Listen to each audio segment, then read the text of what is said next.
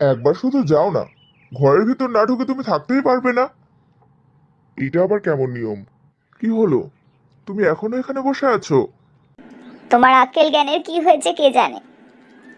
না জানি আমার মেয়েটা ওখানে কত কষ্ট পাচ্ছে। কতবার করে যেতে বারণ করলাম, কিছুতে আমার কথা শুনলো না। যেহেতু তুমি যেতে বলেছো, তাই ওকে যেতেই হবে।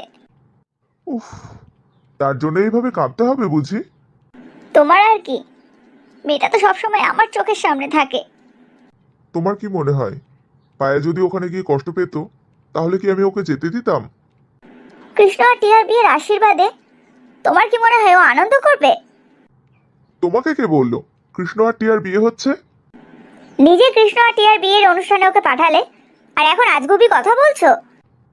টিয়া কৃষ্ণকে না, শেখরকে বিয়ে করবে। এসব কি বলছো তুমি?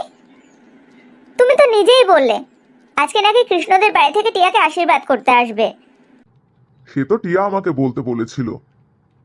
তুমি কি বলছো আমাকে একটু ভালো করে বুঝিয়ে বলবে? আজকে টিয়া পায়েলকে ডেকেছে কৃষ্ণর সঙ্গে মিল করানোর জন্য। তুমি সত্যি বলছো টিয়া কৃষ্ণর সঙ্গে আমার মেয়ের মিল করিয়ে দেবে? হ্যাঁ, টিয়া আমার সঙ্গে প্ল্যান করে এইসব করছে। আর সেটা তুমি আমাকে বলার প্রয়োজন মনে করোনি? আমি অকারণেই টেনশন করছি। এবার টেনশন দূর হয়েছে তো? মা, কৃষ্ণ আমার ঘরে গেছে? হ্যাঁ, অনেক সাধ্য সাধনা করার পর গেছে।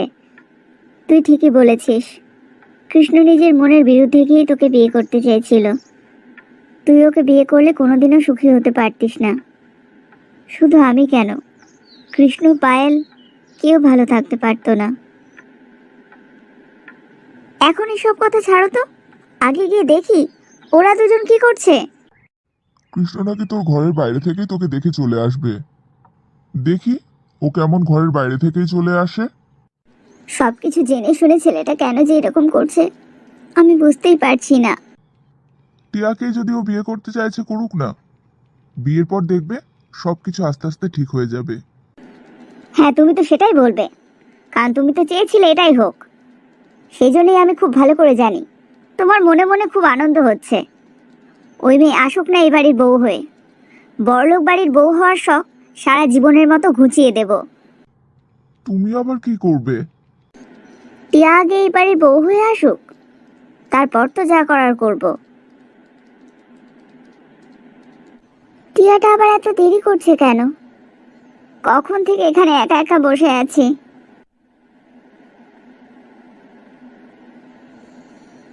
আপনি এখানে? সেটাই তো আমারও কথা, তুমি এখানে?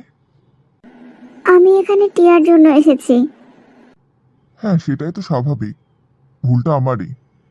টিয়ার বিয়ের অনুষ্ঠান, তুমি আসবে না সেটাও কি হতে পারে?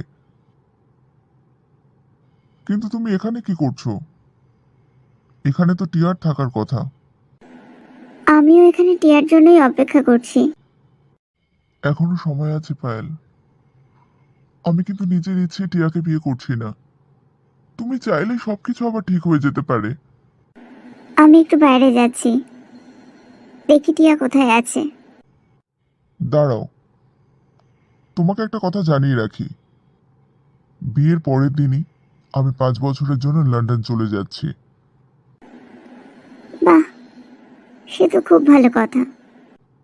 আমি টিয়াকে সঙ্গে করে নিয়ে যাচ্ছি না, ও এখানে একাই থাকবে। ও এখানে একা থাকবে মানে? আপনি লন্ডন একাই চলে যাবেন? হ্যাঁ, একাই যাব, আমি কারোর সঙ্গে কোনো সম্পর্কও রাখবো না। এখানে এসব কি হচ্ছে? আমার বাড়িতে এসে আমার ঘরে দাঁড়িয়ে তোমরা দুজন প্রেম প্রেম খেলছো? না না টিয়া, তুই ভুল ভাবছিস। আমি কিচ্ছু ভুল ভাবছি না, যা ভাবছি একদম ঠিক ভাবছি। তোরা দুজন আসলে আমার বিয়েটা হতেই দিবি না। ওকে এইভাবে কথা শোনাচ্ছ কেন? ওর এখানে কোনো দোষ নেই। তোমার মা বাবাই নিয়ম নিয়ম বলে আমাকে এখানে পাঠিয়েছে, তাই এখানে ওর কোনো দোষ নেই। ঠিক আছে, তাহলে একটা শর্তে তোদের এই ভুলটা আমি ক্ষমা করে দিতে পারি। তুই বল কি করতে হবে, আমি অবশ্যই করব। কিন্তু প্লিজ আমাকে ভুল বুঝিস না। তোরা দুজন মিলেই আমার বিয়েটা হতে সাহায্য করবি। আমি রাজি টিয়া। তোর আর কৃষ্ণর বিয়েতে আমি আর কোনো রকম বাধা দেব না। কৃষ্ণকে কে বিয়ে করবে? আমি তো শেখরের কথা বলছি। আর তুই তো খুব ভালো করেই জানিস আমি কৃষ্ণকে কতটা ঘৃণা করি। তুই শেখরকে বিয়ে করবি?